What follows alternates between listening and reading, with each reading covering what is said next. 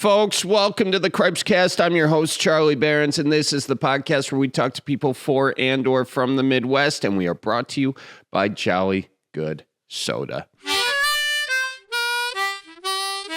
Hello, everybody. Hello. Welcome. We got another episode of the Cripescast today. I'm talking with Will Burkart. He is a comedian. He is going to be in Milwaukee at the Improv on April 13th, and then in Janesville on the 14th and the 15th, again of April. Check out his website, thewillburkart.com. Will and I, funny dude. We took a while talking about things like water, bottled water, and the periodic table of elements, and had a lot of ramblings for a couple two comedians. So I enjoyed it quite a bit. I'm going to be honest with you, Colleen. I think we did wormhole a few places, though. Yeah, you definitely did. Yeah, you definitely did. But that's okay, because the wormholes, inside the wormholes, you know what's in wormholes? Worms. And you know what happens when you got worms? You can catch walleyes. Okay. So, folks, you're in for something special today, I'll tell you that. Have you noticed how there aren't like a lot of worms anymore on the sidewalks? You know, like growing up, like when it would rain, yeah, worms would just be everywhere. God, I love this conversation because my first reaction to that was being like eye roll. And they're like, Colleen, there are a lot of worms on the sidewalks. They're only there though after it rains. And so I'm like, I'm at first I'm like, you just haven't been walking around while it's raining. Mm-mm. And then I was thinking, what if there's a worm shortage in the world? You know? I've been thinking about this for the past couple of years because I feel like as a kid it would rain and you would they're everywhere. Well, it depends where you live, but they're everywhere here when it rains. I'll tell you that. Yesterday, walking into work, I didn't see any, and it was like right after a rainfall. Well, the time of the year depends too. And also, you know what's fun? You know, they call them night crawlers, right? Yeah. So I'll walk around here, and for people who don't know, I'm in Milwaukee. But you walk around the neighborhood at night, especially during this time of year in the spring, and you just hear this little rustling, and you're like, what is that? And then as you get closer to the sound, you realize, oh my gosh, this is these old leaves. And then you pick up the leaves, and it's all these night crawlers. Have you really done that? Yeah. I haven't seen a single worm since I've moved to Milwaukee. Well, you're not looking close enough for the worms. Yeah. I don't think. I mean, maybe you're onto something. Now I'm starting to think, oh, geez, I'm going to Google that. When's the last time you saw a good old-fashioned worm? You know what? I'm just going to I'm going to do what you should have done before bringing this onto the podcast. It's an intrusive thought. Sorry, I didn't think to. A night crawler shortage in the world. Thanks to the people who said God bless you. There's a nationwide summer shortage of Canadian night crawlers. It's just night crawlers are just part of the global warming problem. Oh my gosh. Well, wow. Do you have a spoon I can eat all these words with? Ontario worm suppliers blame night crawler shortage on long winter. Oof. Well, this is from 2014, so I don't think this is now.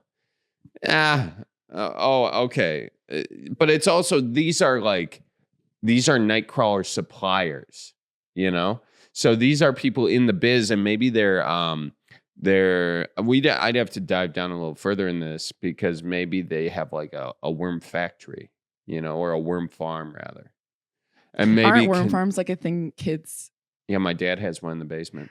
Right. So then I'm just imagining like a giant factory filled with worm farms. Yeah, that's fun. And then Worm Man becomes a thing because he got bit by a worm. Oh, radioactive. Worm Man would be awesome. That'd be a great superhero. Nightcrawler Man. What would their power be? The ability to burrow under the dirt and show up in a different part of the deal. But his kryptonite is every time it rains, he's got to come up, and he just no. It should be sun because if you leave the worms out, they dry out. Oh, like rain that's is true. Where he works. Rain is when he gets some. So he lives in Seattle. But Seattle's getting warmer, so climate change is messing with this deal. Maybe that's where the plot begins. Maybe this is a commentary about global warming. Every comic book is a commentary about something. Is it? Yeah. Oh, that's why people really get into them. I just like it for the hot actually, superheroes that's and not superhero costumes. I'm there for Chris Evans and Chris Evans alone. Wow. Yeah. Yeah. That also is not why people get into them. That's sort of the subtle undertone for nerds at Comic-Con, which I've been one. I've been one of those nerds. I've been to Comic-Con, not to brag. I was What working did you dress there. up? Okay, I was going to say, what did you dress up as? No, I was working there. Nice. I was a reporter. Boy, we're really off. Where'd my Jolly Good go? Jeez. I moved it over there because why? I don't know. Set deck, change it up a little bit. I went to the basketball game, the Bucks game last night. Oh, yeah. How was courtside? Courtside. First time doing it. They let you bring your drinks on courtside. They let me bring a drink onto the basketball court. I came close to spilling it many times. I don't think that's a good policy, for you. For me in particular, but also people in general. A lot of spillers out there. Yeah. Lots of spillers. But yeah, I went AJ Dillon. Nice flex, Charlie, my buddy, running back for the Packers. Boom, boom. And Will Toonan, his brother-in-law, been on the Cripescast guest. That's how we met. That's how we met. AJ. Yep. Will was not on. Oh, he was on the Bellied Up podcast. Bellied Up. Anyways, sorry. He invited me and my buddy Jay because he was throwing out the opening pitch at the Brewers game the night before. And we missed the opening pitch. So I was like, hey, are you at the game? And he was like, let's get some drinks. And then we went and got some drinks after. He invited us to the game. I thought he was kidding. The next morning, he texted me because we were going to go shoot bow and arrow. He texted me, I'm too hungover to shoot bow and arrow. but I did officially get the tickets for, the night. And did you feel really cool? I felt so cool. And I did the brat thing. They have a brat shooter at the game where they shoot out brats like t-shirts. And do they shoot out packets of like mustard? No, my job was to eat a brat. I was eating the brat. Most perfect person candidate for the job. Yep. And I ate it. And I said, oh, that's a good brat. And they wouldn't let me talk on the microphone though. Like I was like, do you want me to say anything? It's kind of what I do. I'm a comedian. And she's What is wrong with you today? No, just stand there. What do you always like the other day you were like, something's wrong with you. Are you on something? You're being very braggadocious today. I'm being braggadocious comedically. Okay. Like I wasn't serious. Weird flex. Okay. What did I just brag about? You go, because I'm a comedian. In your eyes, I saw them rolling in your lids. You were like, because I'm a comedian. No, but I was saying that in comedic way. I was trying to say it comedically. Okay. I was trying to be self-aware in how I said it. Like that was the joke. But if you think that I actually sounded like I was seriously saying that, then you're gonna have to edit that out. How long have we been doing this intro for? Yeah, let's get into it. Oh my gosh. Anyway, so ladies and gentlemen, here you have it. My conversation with Will Burkart. Sweet. So where are you at right now? Oh, what are you drinking? Is that a big Sprite? No, it's just a big water. Okay. I'm big on, I'm not like that bougie of a dude, but I'm very bougie with water.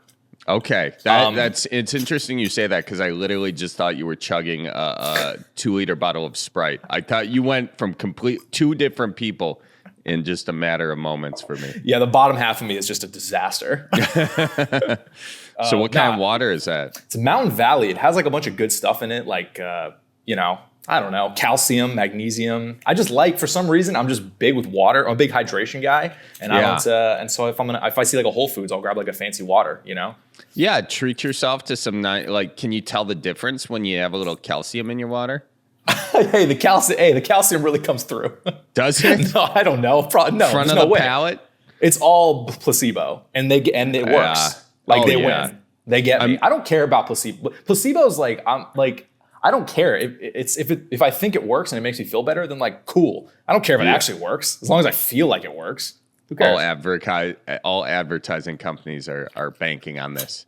What They're about loving me right magnesium? What is it? Do you have to know that what the thing in the water does, or is it just there's some fun in there? That There you sounds go. like it's good for me. Yep, that's Yeah. all it is. It's Like this seems like it'd be good for me. Yeah, like magnesium. I've heard of that. Yep. But I can't really tell you what it does. It sounds like it'd be a cool band. Yeah, You know? exactly. Yeah, or a whole genre. Who knows? Yeah. dude. Exactly. That's exactly. What how are I you feel. doing tonight? I'm going to see the Magnesium show. Holy shit.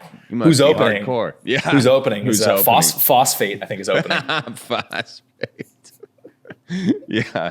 It used to be the other way around, though. There was a time when magnesium was opening for phosphate. I mean, it's just crazy how the mineral worlds work in these. What's even crazier is how really calcium really set the table for these bands. You know, Oh, they really were the main influence. Let's be honest.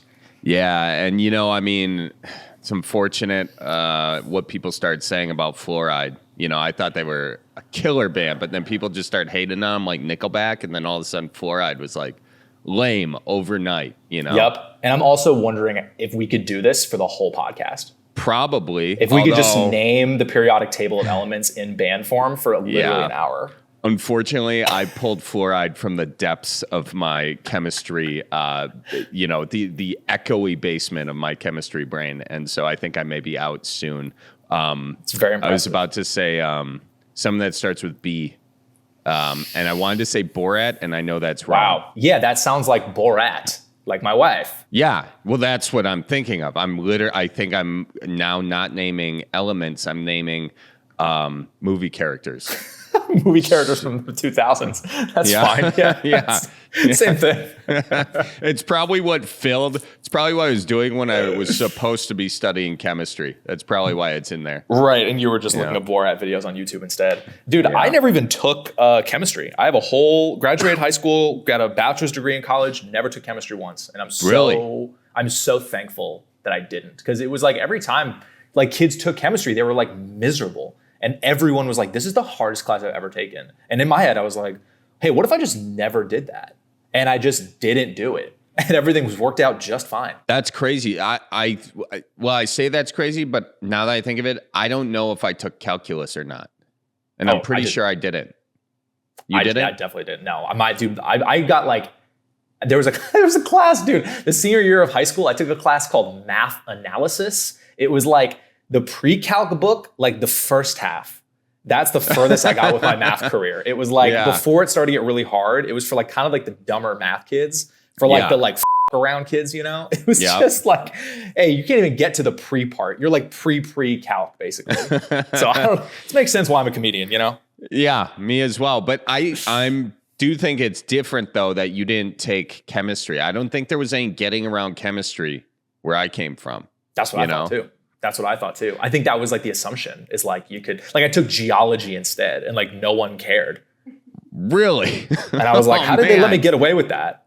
Colin, did you take chemistry? I took honors chemistry junior year, and my crush gave me answers. Oh my gosh. Yeah, 'cause it's so hard. That makes sense. I wish I had a crush to give me answers for everything. I'm not sure what's worse. No, I do know what's worse. It used to be like people were just screw offs, like all of us in this podcast right now. And then you just ended up becoming like a comedian or working for a comedian.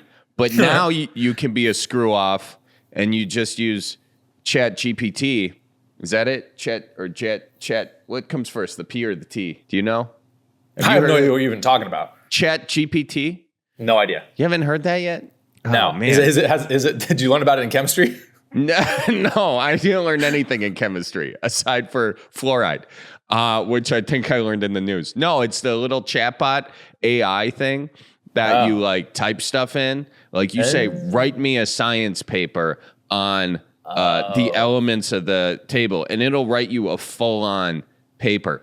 Like you can ask it to write jokes. You can ask it to like write a screenplay, and it does it. Yeah, it's not very good. Well, here I was asking the little Microsoft Word Clippy character. I was asking him for help. I know. I was asking him for help too, and honestly, he wasn't very helpful. He was kind of an elitist paperclip, if you ask me. Yeah, I didn't like his attitude. He'd always be No. very kind of condescending. Like, oh, you may need some help, huh? Yeah. Yeah. Like, It looks don't like talk to me you're like doing that. something wrong. Yeah. Yeah, exactly. Yeah, don't. Oh, are you sure you spelled that right? Interesting. Listen to me, You sure? Clippy. I'm sitting here just trying to pretend like I'm working right now. So why don't you go screw a staple? You know? Yeah. Thank you. Exactly. I wanted to say Yeah. that too because I can X out of him at any time. I could end him. I can go, you're done, Clippy. But I'm too nice, so I don't do that. But Well, I you want know- him to realize that, you know? You know the thing though? He does realize that. And you know what he wants you to realize and all of us to realize is he can come back at any time. So For any right. reason. You're so right. Not like that, but I get what you mean. Hey, Yeah. Clippy, who knows what he's getting into when you X out of him, you know? I feel like Clippy when he's not on Microsoft Word. First of all, I love how we're going to continue this conversation, which is really only going to hit a very specific demographic between the ages of 32. Colleen, do you know what we're talking about with Clippy? I know what you're talking about. Yes, he was killed off, and it was it was in The Office. Oh, yeah. And See, then peop- he was also killed off. I'm looking up news articles right now. Oh, wow. Well, this is Okay. how you remember my reaction to whatever the chat bot thing you said? Remember my thing was like, what are you talking about? That's everyone during the Clippy conversation. Yeah.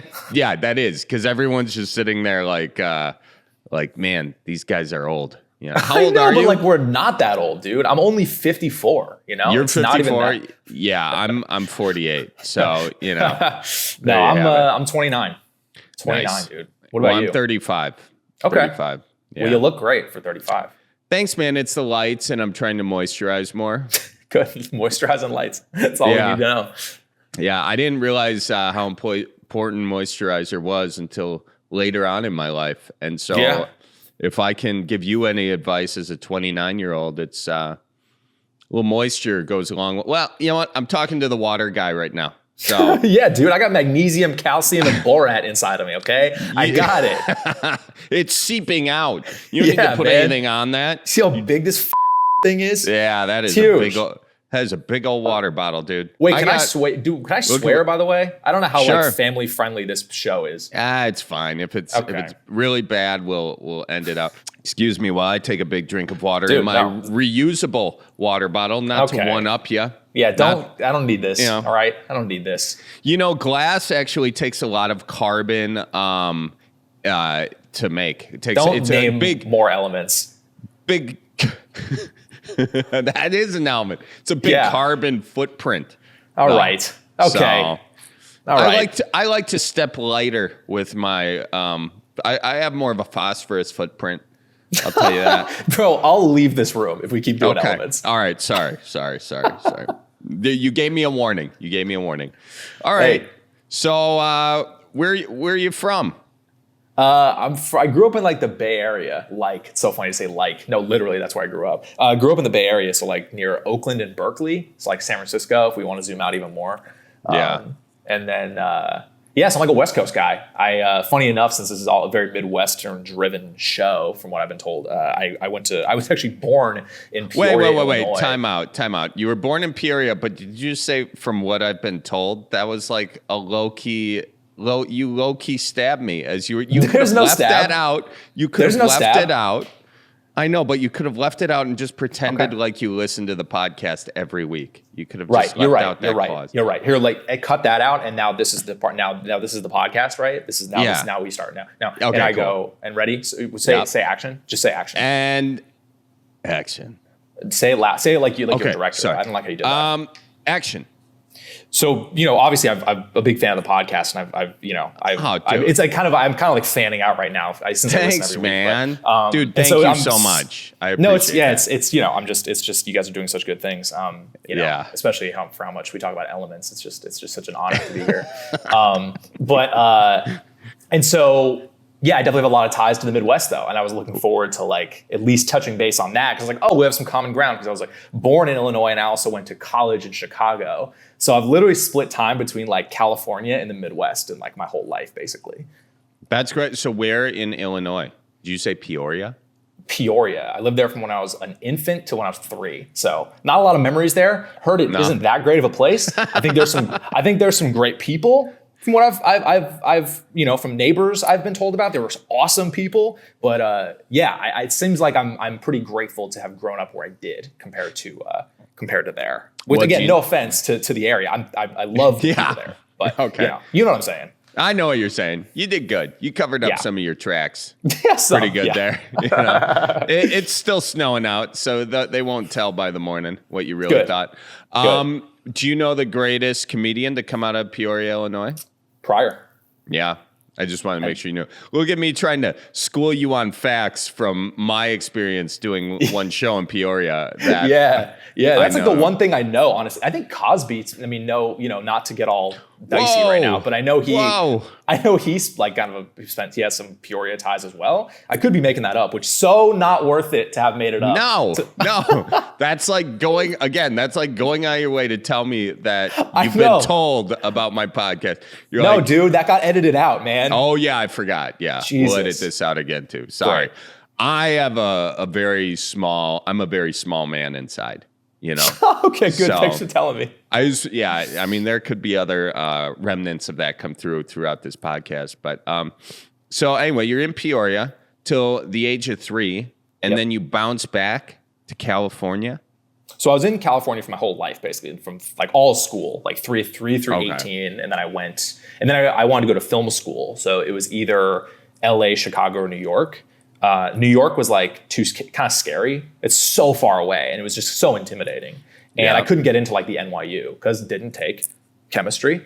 And then LA, it'll bite you in the ass. They were like, "Oh, geology, cool, man." Next.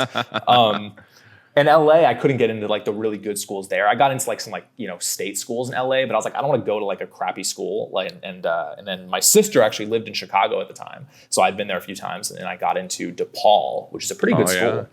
And then I almost went to DePaul too. Really? Yeah. We almost were. I'm too old. You're very old. Each other. Yeah, you're a lot older. Unless I did a lot worse in DePaul than I did at Madison. Because then I would have been there 6 years and we would have maybe crossed paths. Right. And I would have been like, damn, this guy moisturized. He looks great. But I didn't at that point, but I would have. Yeah, you gotta. Yeah, it's weird if you're a young person moisturizing. You're like, what are you doing? Don't be weird. Why are you moisturizing? It's like, do you know how much that moisturizer costs? You could save yourself so much money if you just wait till you had a nice base layer of wrinkles, Yeah. At least have something to cover up. Don't cover up acne with moisturizer. I know. That is it. Because for a long time, you're using moisturizer, and then it's just causing you to break out into acne. And you're like, I'm not going to do this. I'm trying to make friends, Yeah, and dude. Everyone knows you can't make a lot of friends when you got all these pimples. I know that all too well. Me too. And I just want to say no offense to anyone who's got pimples. I'm sure you do have a lot of friends, but I'm just saying, hypothetically, there are some people who are prejudiced against pimples out there, and I don't think that's right. They have an odd crew. It's about 12 of them. They meet every week. And they're like, I've had enough of these gosh damn, and they say gosh. I don't know why. But then they still say damn, and you're like, hey, just swear or don't swear, Yeah, but they like to split the difference. Those pimple prejudice people, and they say, I've had enough of these gosh damn pimples out there. We're going to put an end to the pimply people. Yeah. And that's the most extreme one, because that's a lot of people you got to put an end to. Everyone gets pimples. That was pretty, it was a hard time. I had some pretty gnarly acne, and that was like no joke. That shit was like pretty like depressing. Like you looked bad. I mean, puberty hit me hard. And it was just so sad, and like your face like hurt. Like it hurts to have acne. Like the pimples all hurt. So that shit was like so miserable. Do not reminisce about those times. I mean, I talk about it in my act a lot of just how high school is such a weird time.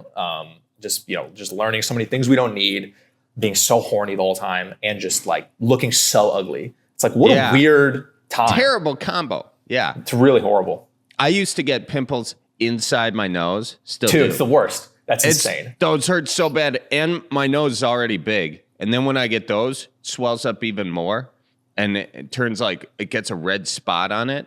Tough. I've been through some shit in my life, you know? And Yeah. So anyway, folks, what are you doing right now? Are you drinking Jolly Good? If the answer is no, then you're missing out because it's perfect for your baseball tailgating needs, playing bags, flipping brats, playing ladder ball, or as we like to call it, testicle toss. Get randy with the blue raspberry, folks. Jolly Good soda at all your tailgating deals this spring. How'd I do, Colleen? Did I All do your good? tailgates this spring. Colleen, you write amazing. You're so mean. What? I'm not being mean. You're not picking up what I'm putting down. In the intro, I was trying to be self-aware, and you said I'm being braggadocious. Now I'm trying to be funny with you, and you're calling me mean. No, you write the most amazing, like the sarcasm is dripping. No, you didn't let me finish. Okay. I was saying you write the most amazing ad prompts, and then I find a way to screw them up. I was saying again. I gotta let you finish talking. That's what I gotta do. I was being self-deprecating. And folks, also, if you go to your local grocer, go get Jolly Good soda. If they don't have it, ask them, hey, where the heck is it? And they'll bring it to you where's quick. my Jolly Good soda, dude? And then he should be like, here it is. Perfect. Or Yeah. if you don't find it there, go to jollygoodsoda.com. And folks, Man's Walk Minute, that's the place to go to support us. Go to Cripescast.com, click on the merch section, or you can go to manswalkminute.com, click on the merch there. Get yourselves whatever you want. I mean, we got Roll Out the Barrel t-shirts, blue and yellow for Brewers season, ditch chickens, hats on the bellied up. I feel like a lot of people look up your ditch chickens hat. Yeah, you got to go to Miles's website for that. Never mind. Frick that. You guys should come on over to manswalkminute.com. I got to ask Miles if I can get some, put those on my web store. That'd be nice. But other than that, I was just texting my mom and she was wondering if I was coming home for Mother's Day. Mm-hmm. And so that reminded me, Yeah. Mother's Day is one of those sneaky holidays. And so you just got to be prepared and start looking at manswalkminute.com. Get her something really sweet off of the website, something Midwest, something that says I love you, like watch out for deer. Ooh, watch out for deer. And then soon after that, Father's Day comes up or whatever things that are coming up this spring. Make sure you head to manswalkminute.com or cripescast.com, hit on the merch, and you can get them a great gift. Awesome. I love that. And then also patreon.com/Charlie Barons. That's where you get the behind the scenes, most up-to-date tour stuff and whatnot. All right, folks, let's get back to the show. So you grow up, you're going back there, and you decide DePaul. Now, what really sold you on DePaul, aside for not being able to get into? The only thing you've told me about the reason you went to DePaul so far is you couldn't get into the other places you wanted to go more. I mean, that's not super far off. It was like the best school that I got into. And it was, I liked the vibe of where it was, because that's the only school that's actually like in the city of Chicago. Yeah, right. Like like Northwestern, University of Chicago, they're like way outside of Chicago. So that was like in the city of Chicago. So we joked the whole time. It was like when you went to school there, it was basically just you like lived in Chicago and like went to school sometimes. That's what it was like when you're like 19. You're just living in. I mean, I took the train and bus to school. I mean, it was a very like it made me like grow up. I feel like I grew up in Chicago because I was just with like adults and crazy people, like, you know, at 8 a.m. every day. I mean, it was pretty intense, but I'm so thankful for that because where I grew up was so like sheltered and safe, and it was like a nice like kind of shake up and gave me some culture. So it was awesome. I had such a great time. But I also, when I was done with college, I was like, I'm getting the hell out of here. I'm going right back. I'm going right to LA. Why? And I've been in LA ever since. What? Oh, okay. For career, or was there something about Chicago that, was it the winters you couldn't stand? Mostly. Yeah, that was the winters are. It's like it's so cliche, but I mean, it's just like a way of life thing. Because I grew up in California, so it's like I'm not used to that. I'm not used to not going outside for 7 months. I mean, that's like it's such a crazy way to live. And again, no offense to the Midwest people, there's a lot of you listening and watching, probably millions and millions and millions, I assume, to this episode specifically, if they didn't tune out with the Clippy thing. But it's actually billions. And really, okay, I wanted to undersell it first to see if it was even better. Which I appreciate you doing that. It was just so I just was miserable there with the weather, and I wanted to get back to California just ASAP, and I just wanted to be in LA. LA is a place I've always wanted to live, and I started doing stand up my senior year of college. And so it was an easy like transition. I'd already been doing it. So it was like, oh, cool. Let me just like, I don't have to do the thing where you do comedy in a place for too long. And then you're like, when do I leave? Yeah. Because a lot of people are like, oh, I've been doing comedy. And right now I'm in Houston. I'm sure there's a lot of comics here that are like, oh, I've been in Houston for 8 years. And it's everyone around them is like, hey, leave. You're so funny. Leave. Go to LA. Go to New York. Go to Austin. And so luckily it was such an easy, like, I just finished school and I was like, oh, I don't have to be here. Let me just leave now. And I was so glad I did because I love LA. Where were you doing stand up in Chicago to start? Where'd you just open mics anywhere I felt comfortable. Because I was very intimidated, and a lot of the comics there were like really good and very cliquey, which I think that's like that in every scene. I think. Why is that? Why is comedy so cliquey? I don't know. I think a lot of egos and competition and comparison and you get friends early, and people are like. You don't want to be as accepting of people because you're like, oh, but what spots are you going to take from me? Or, oh, you think you're funnier than me? Or like, I don't know. That's, again, I could be wrong. I think that's just the vibe I've felt and seen. And I just never felt super like comfortable there. And I just would go up like wherever I felt the most comfortable. I just like went to the same few spots and no one really knew me, but I was just like, the first year of comedy, you don't know what you're doing. Right. You're just like doing it. You're like, all right, I'm just going to try to be funny, not cry. Yeah. And just write when I can and just figure it out, and it was nice to get the first year out of the way in a place where it was like really no one saw me. Even though a lot of my first years in LA were pretty brutal too, but it was still, I don't know, it's a cool place to start. Yeah. Were you micing it up in LA? And then what was the difference when you're doing open mics in Chicago versus open mics in LA? Well, the LA ones you'd have to like pay to do for the most part. You have to like pay money to do it, which is hilarious. Yeah. Very normal. Like it's weird to like for someone not in LA to think about that. Probably New York, it's the same way, but it's super common to have to pay for it. But to everyone else, it's like, what? Like I go to an open mic and there's a crowd of 80 people, and me, it's like, no, you pay to do it in front of 9 comics. Yeah, who are all on their phone. I used to do that. I did the fourth wall. Quite a bit. Of course. Yeah. $5. The nice thing about that is you don't have to wait around. You pay $5. You have 45 minutes in. It bombs harder than you could ever imagine. And then you drive home wondering, why did I just waste $5 on that? But yep, for sure. That is nice though about those mics that's my thing with when I would do open mics is I would hate the waiting and the like, when am I going to go up and when is this going to be done? How much time? And it's such a weird, I hate like waiting. I just want to know exactly what's going to happen. I'm like, with that shit, I mean, for people who are listening, it's this mic where you open mic where you basically sign up. There's like it's an hour long and there's like 8 comics and everyone does 5 minutes and you have to stay in the room. But then that when that hour's done, you are done. Like you you'll go up in front of people, you'll probably bomb, but then you'll at least have done stand up technically, and then you leave, which was so nice because you're like, because there would be open mics I would do where I'd be there for 2 hours and I wouldn't get up. And they'd be like, we're done with the open mic now. Sorry for those who didn't get up, come back next week. And I was like, I didn't even get the opportunity to bomb. Yeah. You didn't even let me bomb. I had to just sit there. Like, let me bomb. That was my whole thing. I was like, just let me go on stage and do something. That drove me nuts because I was doing everything I can to like be where I needed to be. Like I'm here, I showed up, I'm ready to bomb, and you didn't let me. And I got to drive home 20 minutes. It's like, that was the most depressing part, I think, of the LA comedy experience that I think is very unique to LA, I think. Yeah, because it does take a lot, especially in those early years when you're not good. It takes so much to like get to the point. That'd be like getting to the point of going to the gym.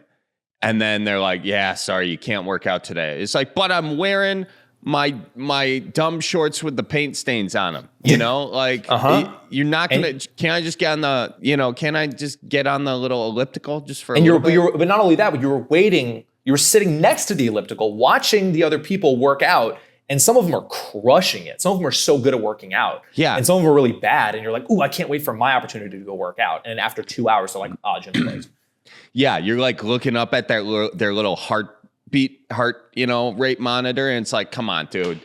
You're only getting it up to like 82 BPM. Like, get off your phone, Yeah, let me get up there. Come on. Come on. What are you doing here? Because that's another thing, another comparison with a lot of these comedians, though. They'd go up and it'd be these people who don't even care about what they're doing. It's either like maybe an actor who's like, I'm just doing this just to do it. Or there's just some Looney Tune who's just like up there like, let me see if I can just stand here for 3 minutes. And I'm like, man, I'm like obsessed, and I want to be a comedian so bad, and I just have to watch these people waste this time. So that's even worse. So then you're watching these people at the gym, and they're on the elliptical, and they're on their phone, and they're not even doing this.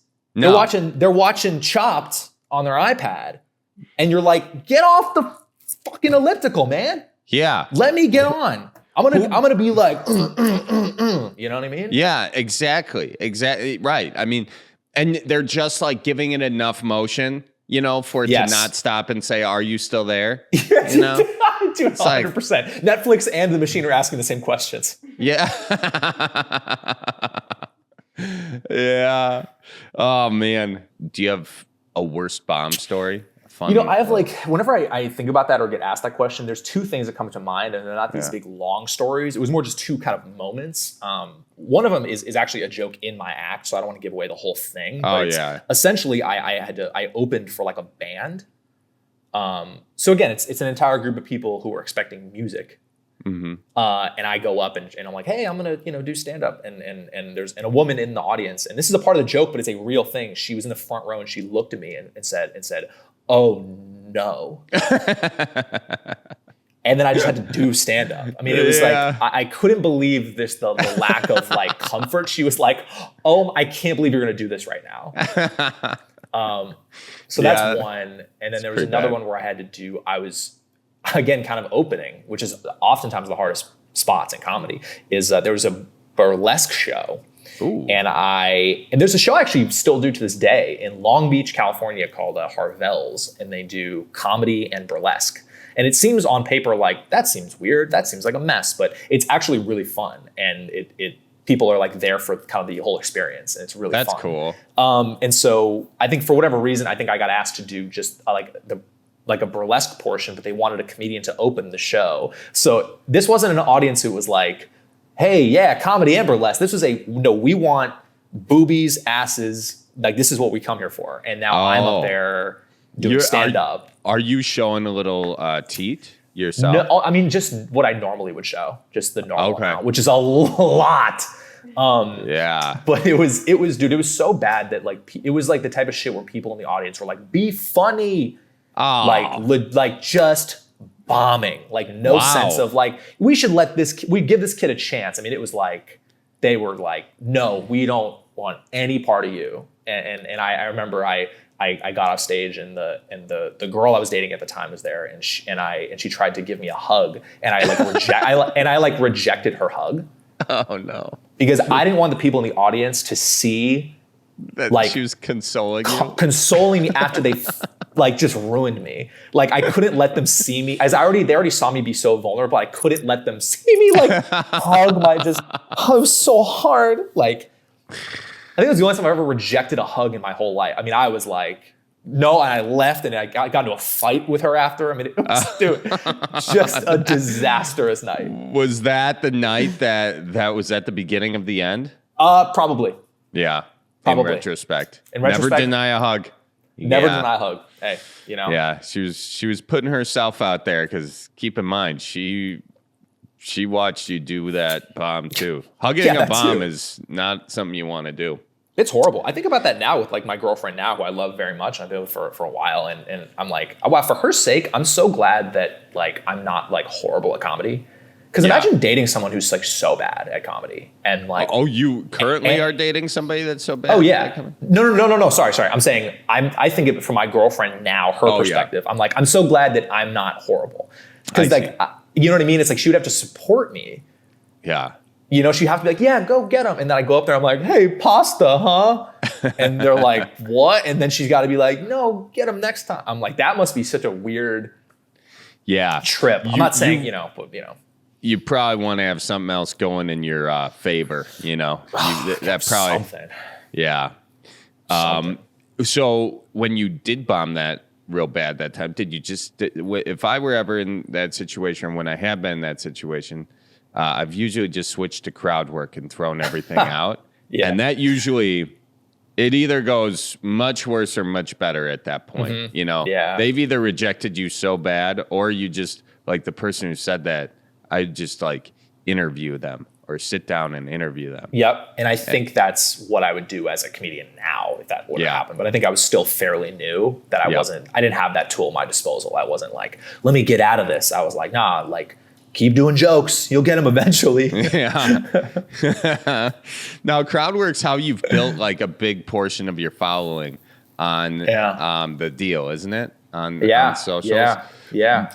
Do you did that just kind of, were you seeing other people posting the Crowdwork clips and you were just like, all right, I'm going to do this, or were you just kind of doing it independently?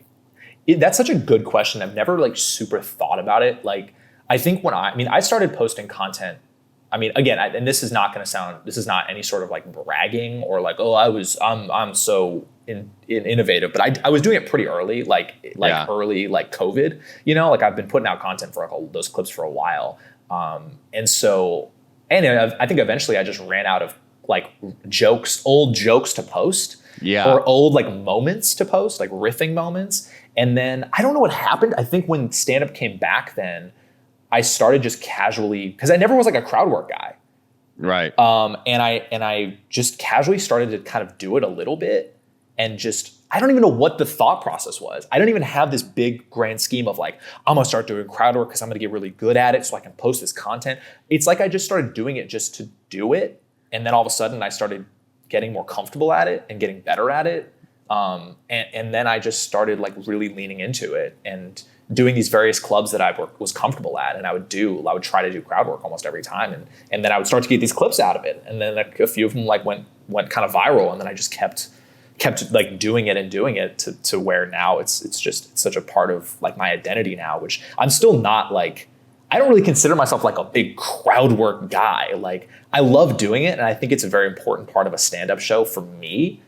But, I think people, when they expect to see me live, they think I'm just gonna do an hour of crowd work, when like, no, man, like I've like a whole hour of jokes, but like I'll do crowd work for like 10, 15 minutes, because I think it's a fun part of the show, because it's like, it's kind of getting a whole experience as opposed to just jokes.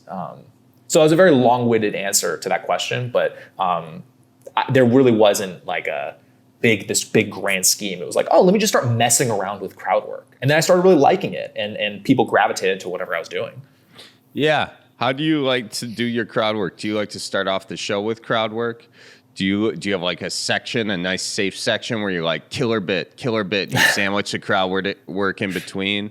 Do you just throw it in anywhere, like where a joke doesn't do good, to kind of save the show? What's your thought? Really good question. That's actually taken a lot of time to figure out, because I mean, just to even zoom out, like this year is when I started doing my first like headlining tour, and this is the first time I've consistently done like, a headlining set, which for those of you who don't know, it's anywhere from 45 minutes to like an hour typically. And it's figuring out where to put the crowd work is kind of hard. And I've had to figure it out along the way. And like the beginning, I did it one where I think I did like one joke that I knew killed. And then I was like, cool, now let me do crowd work. And then what I was finding is, I remember I did these shows in Washington, DC, in January. It was like my second run of shows, and I did 5 shows in 2 days. I did like 3 shows on a Saturday night, which was crazy. It was like a 5, 7, and a 9. It was gnarly. I feel like I got hit by a car after that night. Yeah, I've done that. And it gave me this opportunity to like figure out that flow and figure it out. And what I found at the beginning of it was I would do this one joke that killed, and then I would do crowd work, and people loved the crowd work so much. And this is not me saying I'm the funniest, I'm the best. It was just people kind of came because they knew me from crowd work, and the moments are really good that like, dude, I like couldn't follow it.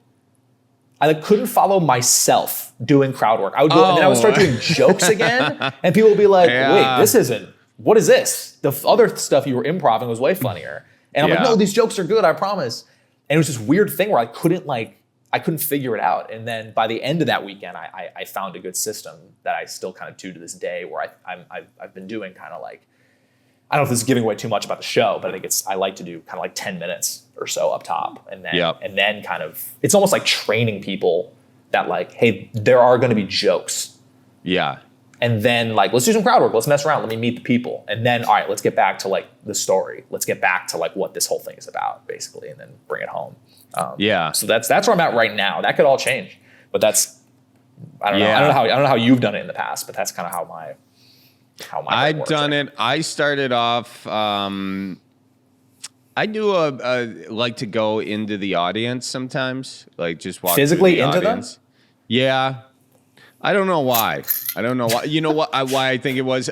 Yeah. I do this in sort of my live shows. Sometimes I do a live like Man to Walk Minute bit, which is just basically like a live news parody news bit. But the end of it, we auction off. It's called the Craigslist Kicker. So I auction off this like piece of crap we got off Craigslist, and like, funny.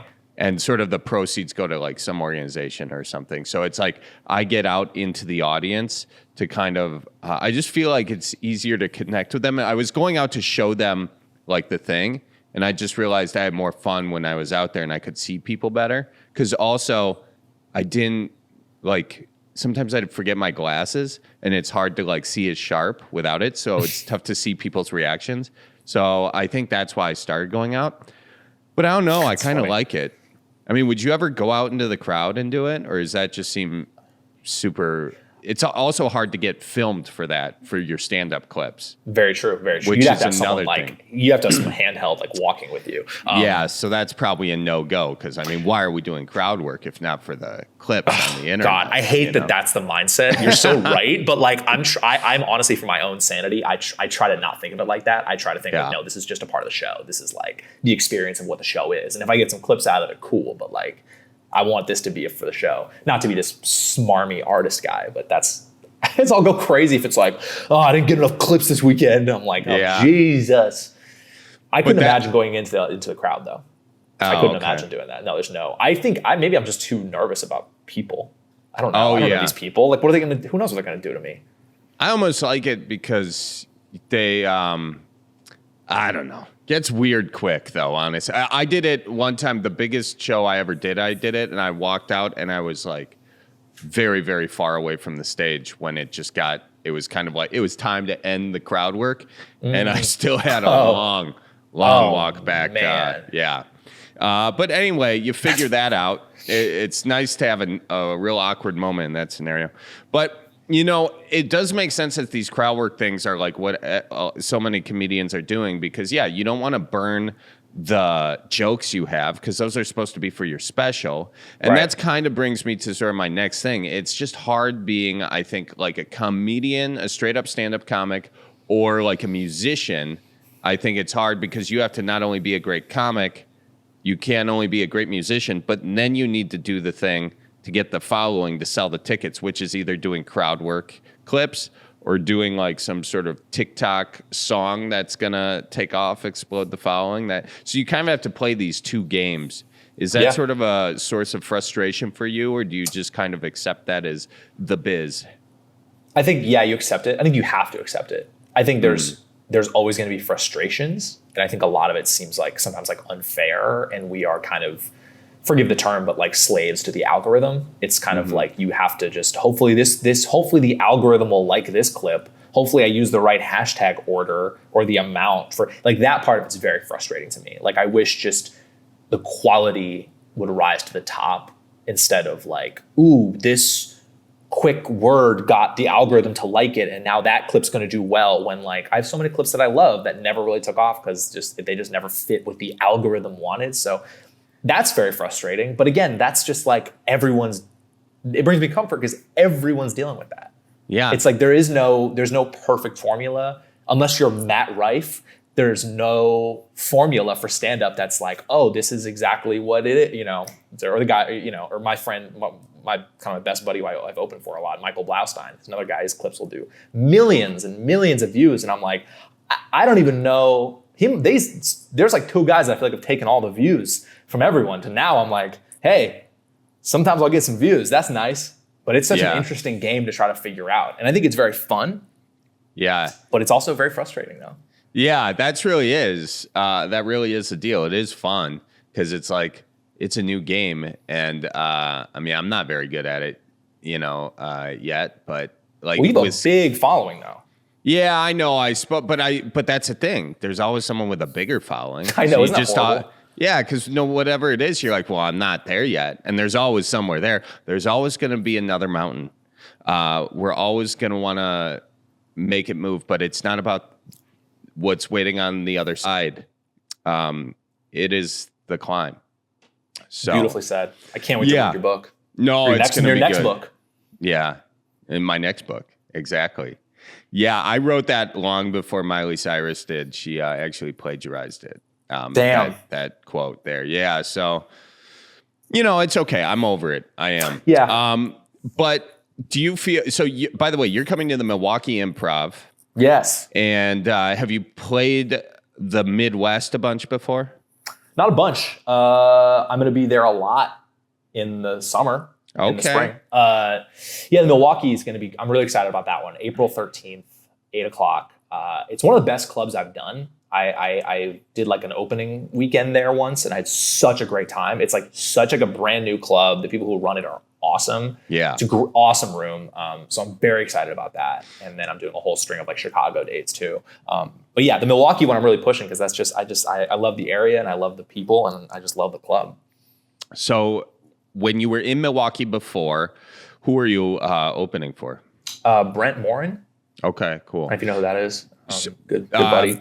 Yeah, I am not personally. Now, you came to Milwaukee then, so you were here for a couple days. Yeah, I was here for like a weekend, yeah. Okay, you're here a weekend. So I'm imagining that maybe there was something that occurred to you in Milwaukee or something that maybe was different in Milwaukee that you didn't quite understand while you were here, potentially, and maybe I could help explain it to you, kind of prepare you for your next trip to Milwaukee. I don't know if anything stands out. Here's what stands out, though, is that I don't know if what type of clubs you do or what you have done in the past, but if you do like an improv, right, like Milwaukee Improv, it ain't in Milwaukee. No, it's in Brookfield. It's same with the Miami one. It's like way the hell out in a swamp. You're like, what? Why are we? This is. I don't even know what city it is. Yep. Chicago's the same way. It's in Schaumburg. Schaumburg. Like far. And so it feels like I've never been to Milwaukee. That's what I'm basically saying. Is I was in Brookfield, and I don't know how you do the road, but I joke with other comedians about it because like I'm not, and I think maybe this will change, but I'm not the type of dude that really does much on the road. Like I will like wake up and like figure out how to get coffee into my body, figure out some sort of food, try to work out, maybe take a little walk. And by that, do a little bit of editing probably. Yeah. And by that time, it's like 5 o'clock. Time for 4 o'clock. And now I'm like, cool, now I gotta go. I have to shower and I'm usually in a rush. So it's like, hey, how was Brookfield? I'm like, hotel was cool, shows were great, food was fine, and now I'm home. Yeah, exactly. It's like, have you ever been to a Holiday Inn? It was kind of like that. Yep, it was exactly like that. Or any other hotel. It was a hotel, and it was nice, and then I left. And the weather was not great, but it was fine. Got lost on a walk, fell down a hill, and I did the shows. It was like, my experience there was actually really, that was the most I think I've never left the hotel, though. It was actually very funny. Cool. That says a lot about Milwaukee. The most but it wasn't Milwaukee. That's the Brookfield. Problem. And honestly, it kind of makes sense with Brookfield. Brookfield, if you've seen a big, busy road in the middle of a suburb with a bunch of strip malls, that's a lot of what Brookfield is. Well, it was like this big complex. It was like this new big complex where it was like the comedy club and restaurants, and it was really, really cool. But it was also like snowing, and I was like, do I walk over there to just hang out? I would literally and I was also a little bit sick at the time. So in my defense, I would literally wake up at whatever, with the time difference, 12, I don't know. And then Uber Eats breakfast, work on my computer, and I wouldn't leave the hotel. And then by that time it was like 5, 6 o'clock. Yeah. And then I would, I was kind of broke at the time. So I would literally eat one meal. I would pay for one meal and then I would eat 2 at the club. Yeah. Because you're there. You're there for Yeah. Yeah. Or you're there for an early show and a late show. Oh yeah. That's 2 dinners, baby. Yeah, it is. It is. That's lunch and dinner for me. I'm eating lunch at 7 o'clock. I'm eating dinner at 11. Yeah. Sorry. Yeah.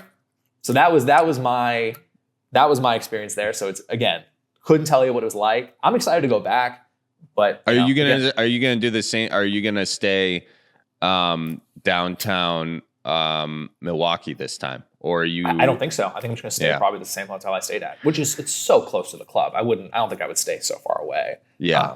I mean, that's because that's like, $50, $60 a day in Ubers. Then there's no way. I mean, luckily, it's one show. So I'm very. It's funny to be like, one night only, one show, one opportunity. But I'm very excited. Yeah, if anyone's listening or watching, I please come out. It's going to be a really fun show. This tour has been like the time of my life, and these shows have been so much fun. And I promise I'll be funny. I won't suck. You'll have a good time. That's I promise good. That. I'm glad to hear it. What kind of topics could you give people a teaser about? Like what sort of, like maybe a bit that you've got that you're sort of like, I'm excited about this one. Maybe you don't have it like totally locked in yet, but you're kind of excited about one that's going to be dangerous to watch. Like it could go either way. Dude, I don't know, man. For these shows, like I don't have a ton of that right now because I don't want to like mess around. Like the jokes I'm doing, like these are big shows for me. Like this is my first tour. Like there ain't like, let's see how this joke goes. There's not a lot of that. Okay. No, you know what that is? That's the crowd work. Yeah, that's true. That's true. Fingers crossed this works. Yeah, because crowd work is just gambling. So you're like, hopefully this is funny. Hopefully this works. So if I had jokes in my act that were like that, I would lose my mind. Yeah, okay. So there's not a lot of that. But in terms of like topics and stuff, I have this thing where I think a lot of comedians nowadays, they love to like push the envelope. They love to be offensive. They love to get that noise of the crowd to go like, ooh, or like, I can't believe, like that kind of outrage type of vibe. And I so don't relate to that. Yeah. I want everyone there to be like enjoying themselves, feeling good, and like understanding what I'm talking about. I want everybody in the room to be like, oh, I've been there. Like everyone, whether you're 18 years old or whether you're 70 years old, I want everyone to be like, oh, dude, I've so been there. Whether it's even about sex, even when I talk about sex, it's very silly. I want people to laugh about it instead of like, oh, I'm with my dad. This is weird. Like, no, I'm being very silly about it. Yeah. It's anything about school, just growing up, or just on like a day-to-day basis, traveling, like what it's really like to be a comedian. I like to talk about that because it's may not be the most relatable, but I think the feelings of being a comedian and can translate into any occupation. So those are kind of the things I'm toying with now. But again, I like just people just like all being, I like when everyone's on the same page. Yeah. I like when a group of 300 people are all like, oh, dude, yeah, for sure. Yeah. Get the relatability aspect. Yeah, I like that a lot. It makes you comfortable. That's awesome. Well, excited for you to come into town and do it. Before I let you go, I've got kind of a rapid fire set of questions for you. I love it. What was your first job? Camp counselor. Camp counselor. How old were you? I want to say 16, 17. 16, 17. Camp counselor, San Francisco Bay Area, or did you travel? Outside of, I didn't live in San Francisco. It was in a town called Walnut Creek.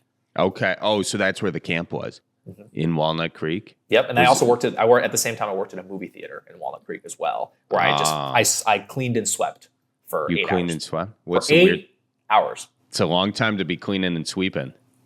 But I would imagine that at some point in time, you probably swept something up pretty cool. Yeah, man. Cool is an interesting word. Okay. Someone took at one point, it was a nice movie theater. Someone had, they sold ice cream cones. Like ice cream cones that you would like, watch during the movie. I'm demonstrating how ice cream works. Yeah, I've heard of it. Yeah. Yeah, really heard of it? Nice. In the Midwest, they got ice cream. They do, yeah.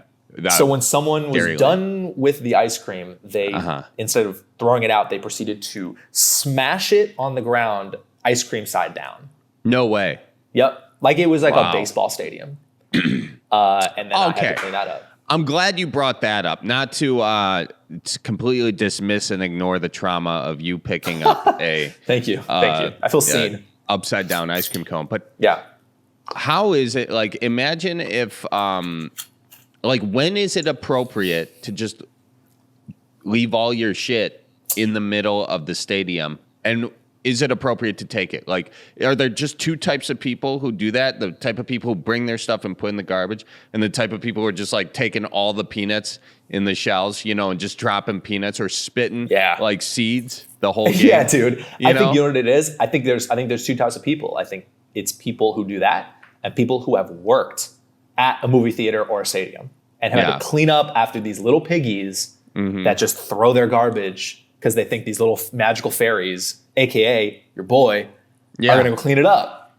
I think that's what it is. Do you think that they are really thinking at that point that they are doing someone? This is exactly what it is, because I've had to do this job at a different place I worked at. Not a lot, but enough to know that I think some people are like, oh, well, I'm keeping people employed. See, Oh God, not thinking that there's a million other things you can do, and also B, it's going to take so long. If everyone thought like that, it would take so long. No, see, this is how my mind works. I'm not keeping them employed. I want them to go to work and be like, oh, I don't have much to do today. This is great. What a great day at work. Yeah. There's no shells or ice cream cones upside down to clean up. Right. That mindset of keeping people employed is insane. But also hilarious because so many people think it. God. Okay, so that was your first. Did you ever sweep anything up of value? Not that I can remember, no. Okay. All right. Just a bunch of popcorn and... Yeah, specks, every little speck. That was what it was. Yeah. Okay. Brutal. All right. What is the last photo on your phone? Last photo on my phone? So do I look on my phone to see? Yeah. Last photo. It's a selfie of me that I sent to my girlfriend this morning. Of me not sexy. It was being sad because I slept so shitty last night and I woke up like sad. Oh man. And I sent a picture, not to bring it down, but yes, I sent a picture of her, me looking sad. That's what my last phone was. And I'm being real, man. I could have made it up. I'm keeping it super real. I appreciate how real you're keeping it, and you're not even going to show us the photo. No, I don't need to. Okay. You don't need to see it. No. I mean, that's a part of your life that you just get to own, and I respect that. Thank you. I hope you don't, think less of me for asking to see you at your saddest. No, dude. I appreciate you even wanting to see me at my saddest. Yeah. I want the whole of you. I don't just want you on your best Dude, day. let's get off this Zoom room. Let's go do our own thing. Oh, man. All right. Well, thank you very much. That was the rapid fire? That was it? Oh, wait. No, I forgot. I forgot two of them. What's the last text you sent? Last text I sent? Yeah. I think it was to my girlfriend to say that I was doing this podcast. That's what it was. You've only texted one person today? Oh, what do you mean the last? Literally the last text? That's literally the last text I sent. You sent it in the morning of like how bad. No. This is right before I got on here. I'm saying to let her know that hey, I'm about to do the podcast. I see. Okay. Yeah. Cool. And then I communicated with the club owner tonight of when he's picking me up. Oh, all right. In Houston. Yeah. Is it hot down there in Houston? No, it's actually pretty nice. Okay. Good. Pretty nice. Good deal. Yeah. And then the final rapid fire question is: you take what is the last comedy note you wrote down in your notes section that you think could be a bit, but you're not sure of yet? I love that question. I absolutely love that question. Thank you. It's this that I want to try to figure out how to make this a bit. I started playing pickleball recently. Okay, great. Pickleball. I love pickleball. I have a buddy who opens for me. His name's Anthony. He's very funny. And he's one of these dudes who's just like, he's younger and he's just like, yeah, let's go. I don't know. Yeah. Sure. Like he's down. He's always down to do whatever. I'm like, let's play pickleball. He's like, okay, cool. Yeah. And so in LA, we played pickleball and we played these, I don't know if you know this, but old people are the ones who play pickleball. Oh yeah. They love it. And dude, we played these two old ladies named like Linda and Evelyn. And they smoked us. Wow. We played them 2 games. They beat us 11-0 and then 11-0. 2 shutouts? Linda ran us around the court like children. Smoked us. Like to a point where like Linda was like kind of starting to like talk shit a little bit. What was she like saying? she was like, oh, keep practicing, maybe next time you'll be, maybe next time you'll get us. And I was so mad in my head. I was like, yo, you're like 80. There may not be a next time. Yeah. So did you did you start talking trash back? That was just I couldn't, in your because head. it was in my head because I was so mad. I wanted to say that, but I'm like, they're like old ladies. I'm like, They what am I are gonna- old ladies. I get But they it. were. But how many games would they have to beat your ass before you just started talking shit? That was 2? I was close. I was real close. My buddy was even closer. We were both like, are they really saying shit right now? Like, are they really talking shit to us right now? Shouldn't they be at dinner at 4:30? So that's yeah. I think that's good. That's the last kind of newer thing I've written in my phone that I've never done on stage yet, but I feel like that's something I may mess around with. There's a bit in that too. Also, why pickleball? Why is that the thing that old people do? Are they people who are trying to do more than play ping pong, or they can't play tennis anymore? I think it's that. I think it's such an easy. They don't have to move. They can, as long as you get the swing right. Yeah. And you hit it. You don't need to, because we're running. Because they're just they're fucking getting us. So we're running around, but they ain't running. Yeah. It's just very easy. It's a very easy type of thing. But yeah. I don't know, dude. There's some in there. There is. I think so too. Well, I'm excited for you to find it. That was a lot of fun, man. It was great talking to you. And, well, likewise, it was a pleasure to meet you. I really appreciate you having me on. 100%. And hopefully we can keep in touch. Do this in person someday. Yeah, I would love to do it in person or collaborate in some way at some point. I'm always open for that kind of stuff. That sounds great. So. And again, just if you're in the Midwest, come see me at the Milwaukee Improv. April 13th. April 13th. Nice. If I'm in town, I'll come check it out. Thursday. Okay. Yeah. Sweet. I got to look at my deal. But that would be super fun, man. And that'd be awesome. Enjoy your time in Milwaukee and bring your pickleball paddles. I know. I may have to find some old people to bully or get bullied by. Yeah, you just got to keep playing pickleball with old people until you build that bit up. I know. Literally, I'm just doing this. I don't care if I win. I'm just doing this for comedy. They're like, what? I'm like, just serve it. Awesome, man. Well, thank you very much. Thanks for having me, man. Take care. All right. Talk soon, dude. All right. Bye. All right. Well, I want to thank Will for coming on the podcast. I had a lot of fun with him, and make sure you follow him on all the platforms. Colleen, where can we follow Will? Will, you can go to his website, thewillburkart.com. That's where he has all of his socials linked up, but he's on every platform at Will Burkart.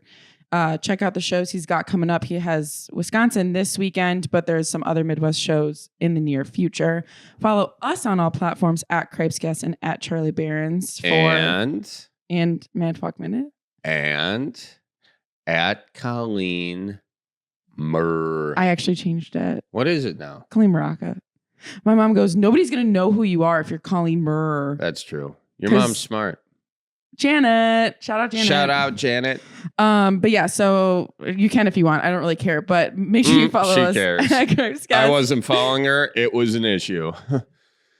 Anyway, find us on all platforms at Cripescast, at Charlie Barons, at Man Talk Minute. Also check us out on Patreon, patreon.com/Charlie Barons, so you can get exclusive content that you won't get anywhere else. Folks, it's just been awesome. Thank you so much for listening again. Colleen, why are you laughing? Sometimes I think Colleen laughs at me, not with me. And by sometimes, definitely, I mean all the time. Folks, thank you for listening to me too. Thank you for laughing at me yourself. And just thank you for listening. We really appreciate you. Shout out to Hannah Milos for editing these podcasts. Yeah, sorry, Hannah. And this sorry, is a really Hannah. bad one. So we should call the podcast. Sorry, Hannah. Yeah. And thank you, Colleen, for all your wonderful notes and your assistance and all. Thank you, Charlie, for taking it so well. You are a great, great, great. Stop. Co-host of the Cripescast. The end. Thanks so much. See you next week. Bye. Bye. So roll out the barrel and get the band brewing. Life's got you down. Just keep her moving. It's on Wisconsin. The Badgers say it's the old Wisconsin Jubilee. You know, sometimes when you're ice fishing, you put your foot in the walleye hole and go ass over tea kettle and you think you're done. No, you got to keep her moving.